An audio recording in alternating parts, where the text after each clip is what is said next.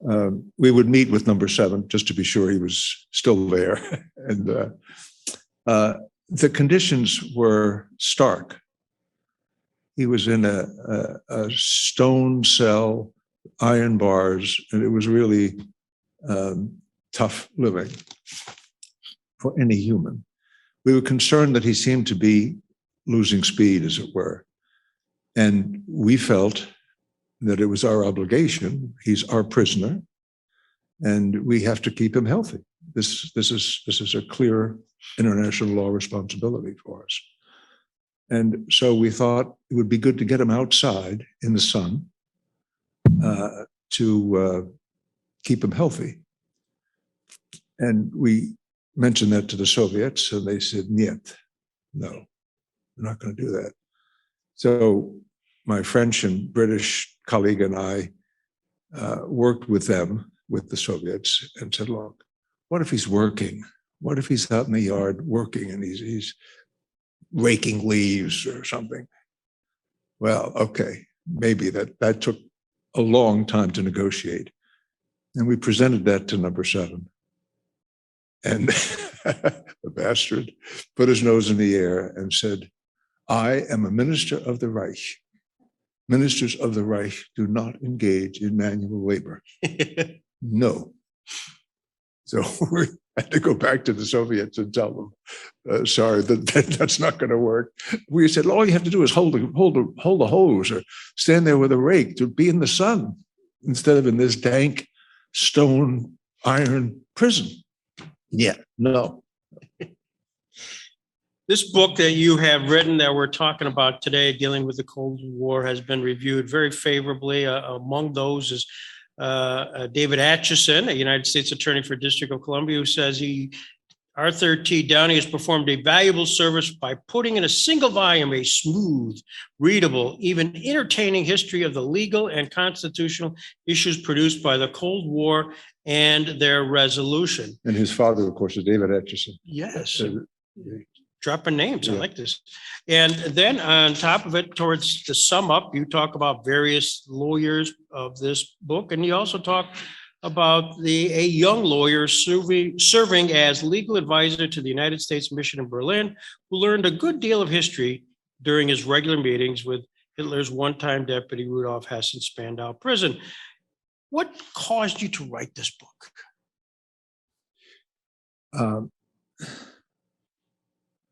I had written a book on the Civil War a few years before that. And it was about Civil War lawyers, because I learned at that time, everybody in America who was anybody was a lawyer. All of Lincoln's cabinet were lawyers.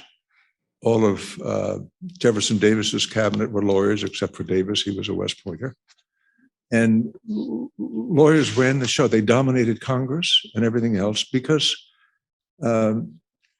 in those days or before then, back in England, any aspiring young man, his path of advancement was either in the ministry or in the military. We didn't have an established church, so the ministry was not an appropriate path. We didn't have a standing army.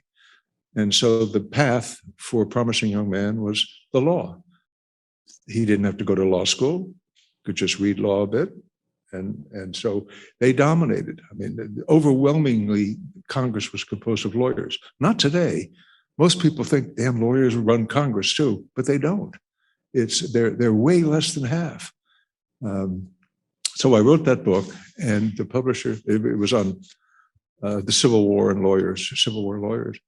And the publisher came back and said, we've been so pleased with the reception for the book, we've decided to do a series of books on war and the law. Will you do the series? I said, no, I don't want to do a series of books. And they said, how about just one book, one law? And I said, which war? They said, any war you want, pick one. And I said, well, I lived through the Cold War. How about that? They said, okay. So that's how I did it, why I did it.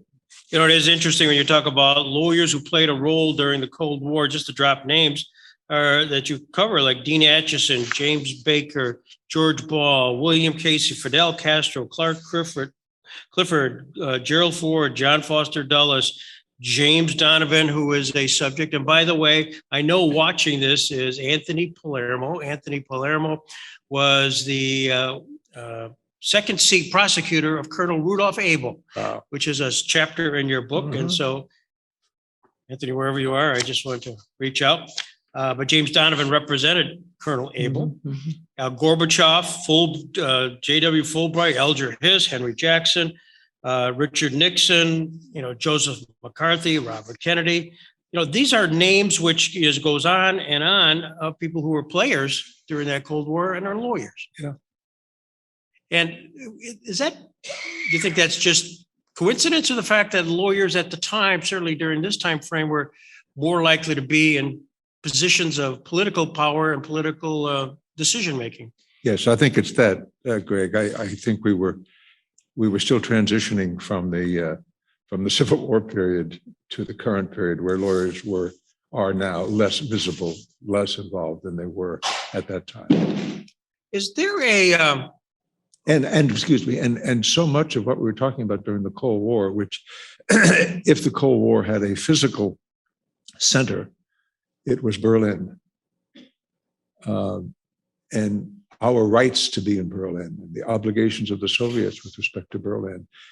We had this deep overlay of law that was really very prominent. That was the dominant thing. So it made sense that legal issues in the law would be involved, and that draws in lawyers. As at the time, we were kind of tying the Nuremberg trial. We're on our 75th anniversary here. And during that time period, there was the Control Council created among the four allies, which divided up Germany, but also divided up Berlin. Yeah, into four sectors. Yeah. And the Spandau prison was in the British sector of Berlin. And it was just so important for the Soviets. Every Soviet at that time would quote Lenin quoting Marx, that whoever possesses Berlin controls Germany, and whoever controls Germany controls Europe. And so that was central for their whole view of things. And you were part of that, really being assigned by the U.S. State Department there as the Control Council. I mean, you were a player in there. Yeah, it was most interesting period. How did it work? Well, the Soviets were out of it. The Soviets left four-power control, except for the Berlin Air Safety Zone Center, which was a position in Berlin where each of the four powers had a representative, usually an Air Force colonel, to control the three air corridors coming into Berlin. And the only other continuing four-power operation was Spandau Prison, where we would all meet. So those were the two heretics. Hereditary. Hereditary, right, of the original four-power agreement. If you go on YouTube at some point, you'll see the marching in and the marching out of the soldiers that once a month. It's kind of one-upsmanship and on both everybody's army. And it was really very powerful. I would always attend the transfer of control sessions out in the yard of the prison. It's a very large area. And as it happened, we and the Soviet troops would hand off to each other. And as the end of the Soviet month would be the beginning of the American month to guard the prison along the walls. And they would stand out in the courtyard. And we would always get the biggest guys we could get.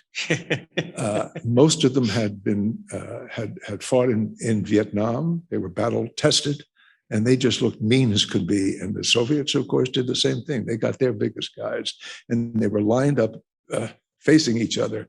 And each of the two commanders would make a formal statement in English and in Russian to each other. In the name of the President of the United States, I hereby transfer the responsibility for the control and protection of Spandau Prison to you, Colonel so-and-so. And then the Soviet guy, the Russian, would say the same thing back, I accept this. And then two of them would go off to each of the guard posts around the perimeter. An incredibly stirring event. Yeah. nothing has ever approached that for me. Well, it was interesting when you think of the pomp and circumstance concerning it for the benefit of one person. Yeah, up there. So all of you. And he eventually died, killed himself at the prison. Yeah. We've used the term Cold War. When did it begin? The Cold War, the term? Yeah. The term began probably in 1947. I think Walter Lippmann, the columnist, wrote a book called The Cold War. The beginning of the Cold War, I think, can be dated in several ways. Maybe the first is 1946. That's when Winston Churchill traveled by train with Harry Truman to Fulton, Missouri, and gave a speech which was titled "The Sinews of Peace." But it was in that speech that he said, from Stettin in the Baltic to Trieste in the Adriatic, an iron curtain has descended across Europe. So many people will say that's the beginning of the Cold War. The Soviets, by the way, in Nuremberg, read that speech and were kind of perplexed. They said, hey, we've been working here as allies here in Spandau. We're all buddies. Go out drinking together. And Churchill says, now we're enemies. How do we deal with this? It was hard. So anyway, so some people would say it began in 1946 with the Churchill speech.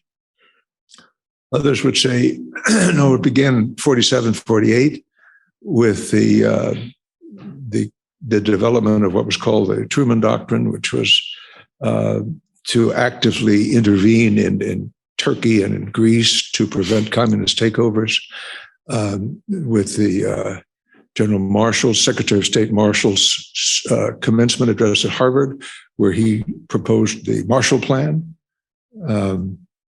Others would say it began in 1949 with the creation of NATO,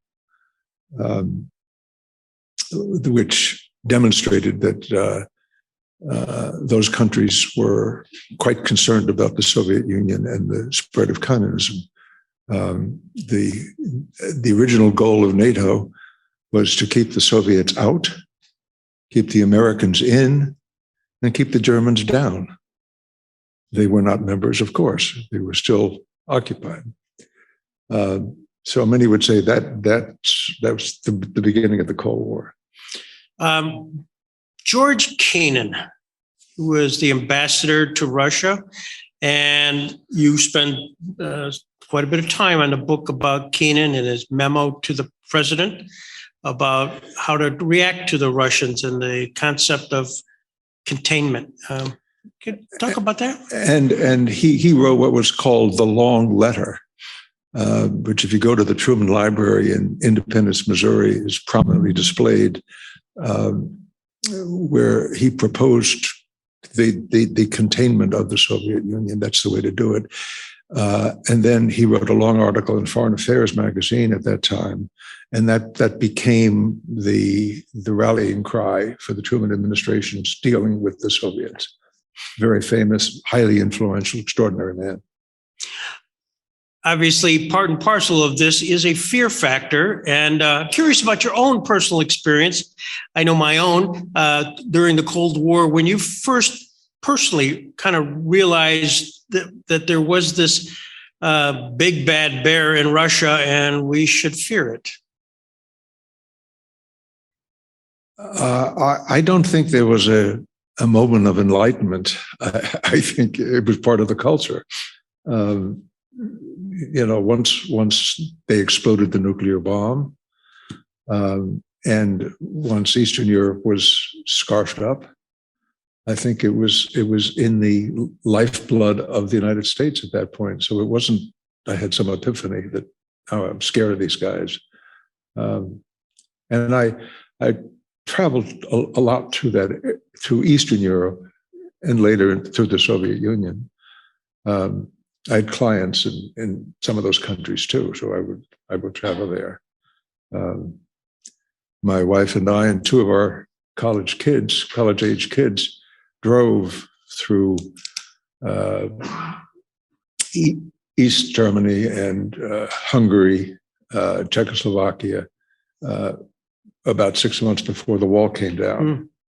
My two kids always suspected that I knew the wall was coming down, and I wanted them to see what it was like before the wall, and I have not disabused them of that. I really knew what was happening. But that was really a fascinating period to see how things were changing. The Hungarians basically lifted border controls. So any Hungarian, sort of a recreation of the Austro-Hungarian Empire, Hungarians could move through the border between Hungary and Austria. Well, as soon as that border was opened, it was clogged all the time. But Poles and East Germans and everybody would go to Hungary so they could come out to Vienna through the Hungarian border, which was opened. And fortunately, Gorbachev had released the doctrine that permitted the Soviets to intervene in any country which was getting slack. Yeah. Cold War time period, the 40s, the 50s, the Berlin airlift. I mean, there was a whole lot of posturing going on at that time. You think that was proactive or reactive? The real posturing, if you're talking about posturing, was how that location, Berlin, the wall, was a forum for our presidents. I mean, we all remember Ich bin ein Berliner, John F. Kennedy, at the Brandenburg Gate. I knew the woman who was his German teacher to get him ready for that speech. And she told me that he was just awful with language. I mean, brilliant guy, but awful with language. And his original text was supposed to be a page long, and he just couldn't get through it. It would come out all garbled. Then it got down to be a paragraph, and then it ended up with just this phrase, Ich bin ein Berliner. And Kennedy used it, and then Mr. Gorbachev teared down this wall. Reagan used it. It's been a great theater stage for American presidents. And with regards on the other side, during the 1947, 48 time period, when the requirement of the Berlin airlift, and ultimately it was the Stalin thinking that Berlin was his, and Berlin, of course, it was landlocked. I mean, there was no way to get from West Germany to Berlin except through a corridor. It's 110 miles into the German Democratic Republic, as it became known. Yeah. Yeah. That time period, again, I just, the nuclear equality, if you will, and Nancy will be talking about that in great deal as the source of that equality of the arms race, which ultimately kept everything at bay. And my fear factor, I'm 70, when you're under the desks and you're, a whole lot of things going on. And certainly with the Bay of Pigs, I mean, that is just so blazoned in my mind as to the fear that you had watching this on TV. And the Cuban Missile Crisis. Which followed that. And so the whole sum total of that. And from your perspective, as you're writing this, it's hard to glaze whether this was, again, it's posturing, who's going to muscle out who's going to blink first. Do you get a sense of all that? Yeah, it's really quite amazing how exactly as you say, the blinking part, and how close we came so often to real disaster, certainly during the Cuban Missile Crisis. But the other time was in 1983, I think, when there was going to be a NATO exercise to simulate a nuclear exchange. And the Soviets for years had been tasking the KGB to come up with measuring sticks that we can figure out before NATO might launch a first strike. What are the signals we might be able to figure out? And the results of the KGB study was, well, watch out for massively increased communications between Washington and London. That'll be the signal that something's going on, and you better be careful. So in '83, all of a sudden, there's a massive surge of communications between Washington and London. And the Soviets said, oh my God, it's starting. And they had some word that there was an attack coming. And it was so serious that they loaded with nuclear weapons. They loaded aircraft, MiGs, in East Germany, ready to take off. And it turned out, of course, the United States had just invaded Grenada, a British colony.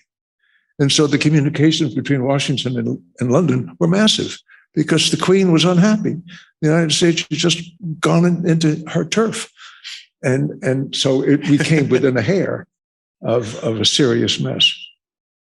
Well, as you're researching this book, uncovering that aspect of it, I'm not sure many people appreciated that aspect and how such a tipping point we were at, you know. And were there other kind of surprises as you lived it, you were kind of part of it, you were on the inside and on the outside of it all. But that you said, I had no idea this was all happening. Was there a chapter that was so surprised to you? Well, maybe the one funny one is in 1971. I was on the NSC staff at that time. And it was all over the news that Kissinger was in Pakistan. And he had been meeting with the Prime Minister of Pakistan, and he got sick. Kissinger did. And the news reports were the Prime Minister opened up his country estate for Kissinger to go and get well, but the word was he wasn't going to be talking to the press for a couple of days. And then the next thing we knew, in fact, Kissinger wasn't sick. He was on a Pakistani airline with a Chinese co-pilot flying to Beijing to meet with Zhou Enlai to work out the famous Mao-Nixon visit the next year. And this was the huge secret, and it was kept secret from me. And I didn't even know that. It was quite amazing how that was, and that was a very important point, the Nixon opening to China, because the Soviet-Chinese relationship was always a bit wobbly. They shared a 2,500-mile border, which was tense at times. The Soviets would play up to India every once in a while just to stick it in the nose of the Chinese, their enemy. So that was a very interesting period, very secret and surprising period. Your boss for a period of time was Henry Kissinger. Right. Did you have any interaction with him? Oh, sure, all the time. Well, let's talk about Henry Kissinger. It's that we haven't ever talked about him. And it's still alive, by the way. Mm-hmm. What was your sense of him then and perhaps in reflection now? Well, I don't think it's changed. He's extraordinarily brilliant, demanding. For example, when I first went there to the NSC staff, he asked me to do a memo on something, and I did it, sent it over, and it came back right away the next day with a little scroll at the top. Are you sure? So I redid it, sent it back. And 2 days later, it came back with another one. Is this the best you can do? I said, oh my God. So I stayed up night and day, redid it. And I gave it to him. And he said, all right, now I'll read it. So that was his way of making sure people were pushing to try to do the best you can all the time. And so he was a hard taskmaster and a master at keeping secret. I mean, that trip to Pakistan and then to Beijing was extraordinary. I mean, he kept it secret from the Secretary of State, from everybody except the president. And that was a huge, clever move. Is that how he ran his office? Sort of like I'm envisioning as you're talking about that, sort of like he used Hitler's, Führer principle, where he had these silos. Essentially, nobody ultimately knew what everybody else was doing. It was just boom, boom, boom. Was that a? There was a lot of that, and he would also push people against each other.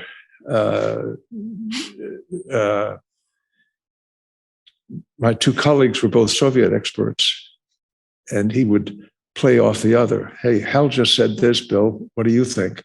And don't tell Bill this, Hal, but so and so. But his goal was to drive his horses to get the best out of them. Yeah, and it was effective. And it's one of the problems I think we've had in recent years with the NSC is starting, I think it was during the Obama administration, the NSC staff was 250 people, 235 people. When I was there, it was 32 of us. And when you're small enough, it functions better because you're talking to everybody else all the time. But when you're 200 people, it doesn't work. And you're getting too much in the weeds. How'd you get the job? I had a friend in Berlin when I was there, David Anderson, who later became our ambassador to Yugoslavia. And David's closest friend was Larry Eagleburger, who later became Secretary of State. And Larry had been at that point on the NSC staff, and he had a heart attack. I wonder why. So he was looking for a recommendation to Kissinger to add to, not exactly to replace him, but something like it. And he asked David if he'd like it. And for reasons that escaped me, David said no, but he recommended me. That's how I got there. Wow. Just small world stuff. It's Washington small world. Yeah.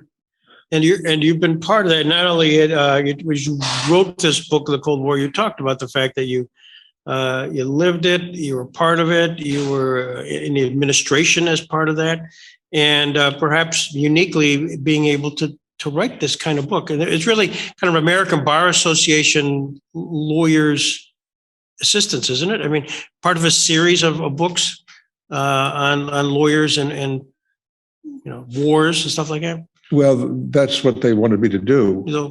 but they never really did it. In the end, there's not been another one like this. Okay, so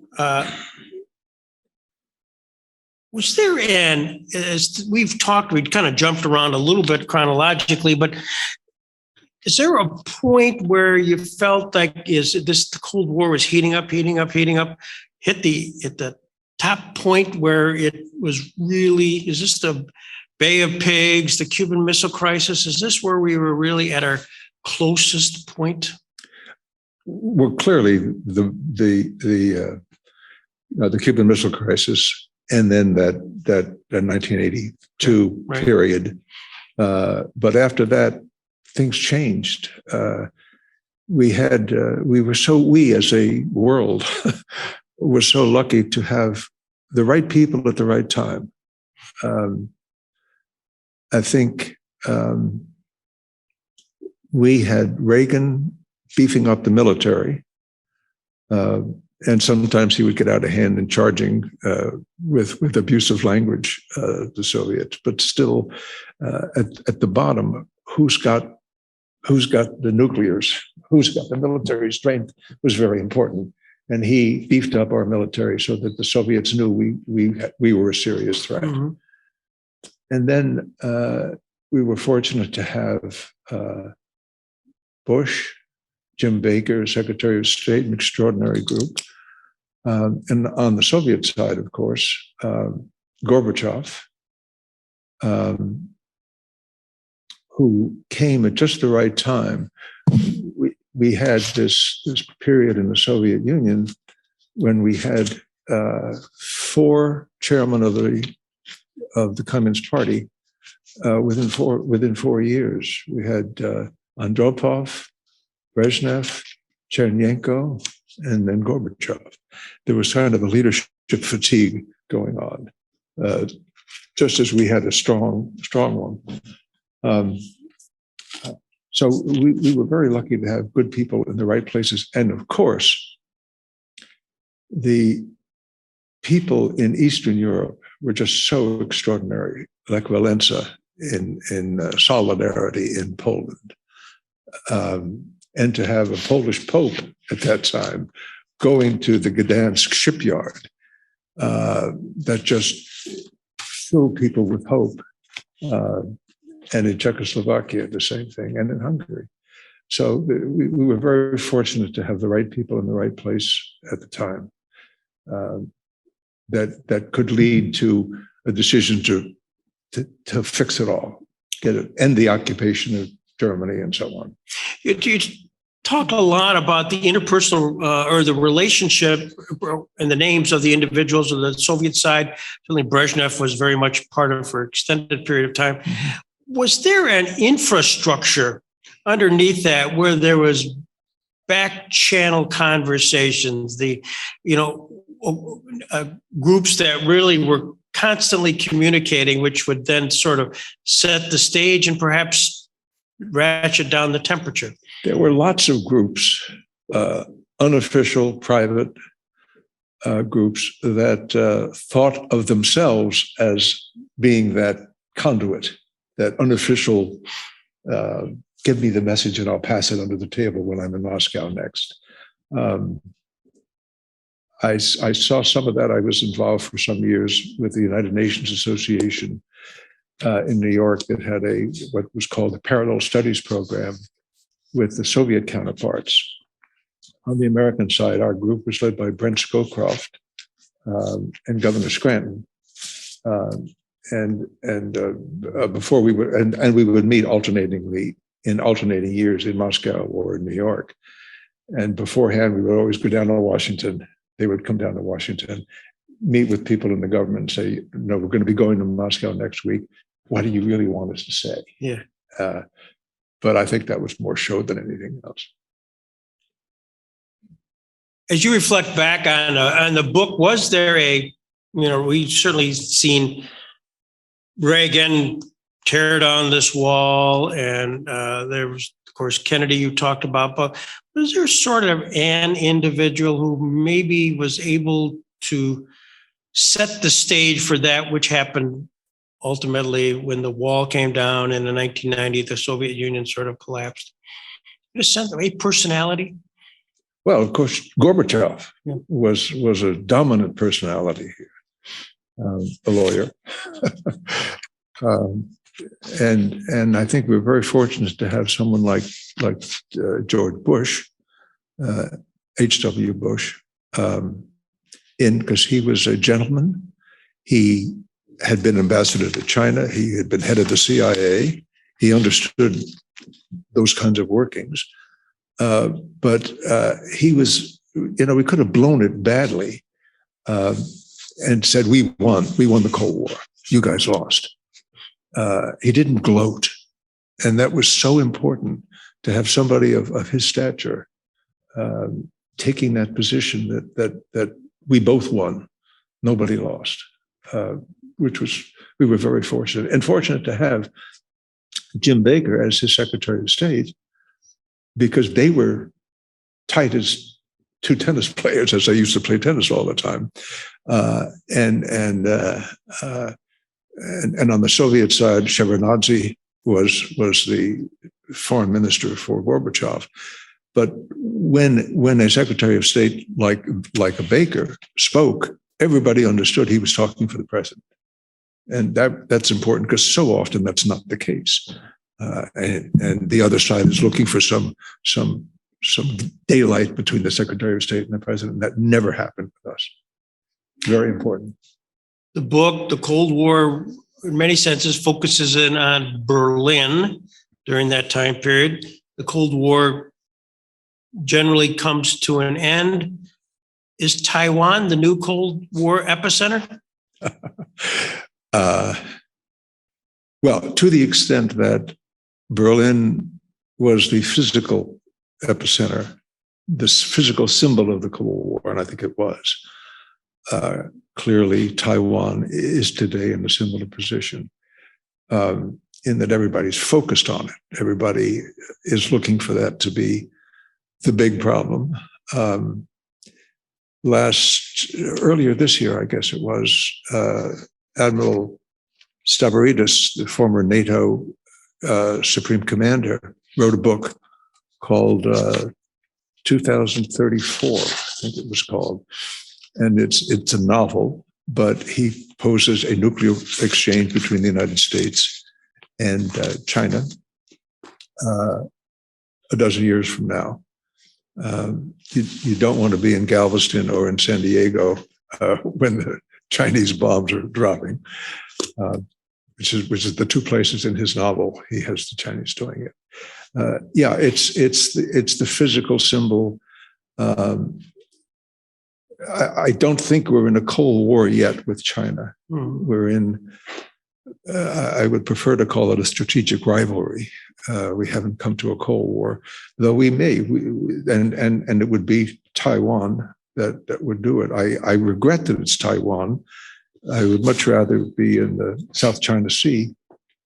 One of the other differences, of course, is that in the Soviet Cold War, the physical military threat was in an area of central Germany called the Fulda Gap.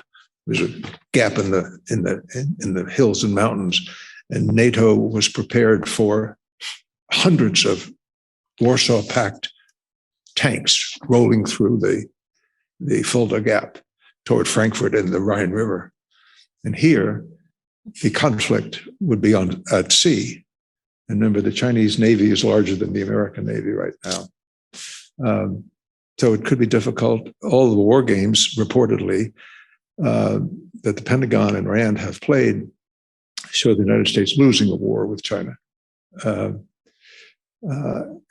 I think it's also quite unlike the Berlin situation, the Cold War, where our rights, the Western rights to Berlin and all the affiliated, were clearly documented and unambiguous. And we could, as a nation, when Eisenhower went on television and spoke of our rights, we have a solid legal foundation. And with Taiwan, you have a country that says, this island is part of us. And at some point, that island might say, no, we are totally independent. But imagine during the Civil War, if the British said to the Confederacy, hey, we'll do a deal. We rely on your cotton exports to Britain for our mills. And if you give us a deal on that, we will recognize the Confederacy as a separate state, as a separate country. We'd be pretty angry at Great Britain. And this is complication. The situation with respect to Taiwan is not clear with respect to the mainland. It's vague. Good arguments on all sides. So unlike the Cold War, there is a lack of total clarity, which is worrisome. A book reviewer said the West won the Cold War in no small measure by adherence to our belief in the rule of law and the leadership of prominent American lawyers. Arthur Downey was on the front line of Cold War as the legal advisor to the U.S. mission in Berlin, has written this excellent and fascinating history of that effort. Some and substance of that dealt with the rule of law. You talked about it just a few minutes ago. What's the status of the rule of law on an international basis? We talked about here the 75th anniversary Nuremberg trial, and if there's anything we learned about last night as the fact of certainly in the German unification is the succession and of the rule of law. Where are we today? I think we've just been moving sideways. I don't think we've made any serious affirmative cohesion about the rule of law universally. We're just not grabbing it yet. And we haven't talked enough about it, I think. I mean, it may come up. There was a International Court of Justice decision about the South China Sea, for example, who owns what and so on. And that's good, although the Chinese have not accepted that decision. And with respect, if you're still talking about the Taiwan thing, there's a sort of a conflict there between the concept of territorial integrity, whose territory is Taiwan, and freedom of expression and self-determination.